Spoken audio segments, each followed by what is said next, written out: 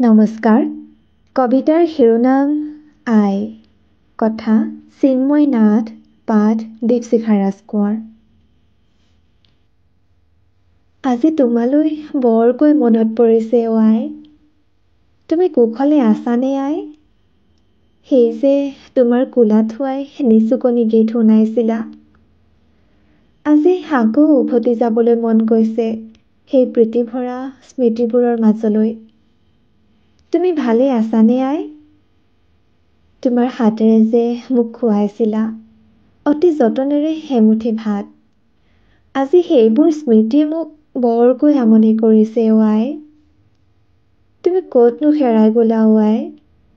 এই বৃহৎ ধৰিত্ৰীৰ পৰা আকৌ উভতি আহিবানে আই এই সেউজীয়া ধৰণীলৈ? তোমালৈ বৰকৈ মনত পৰিছে অ' আই।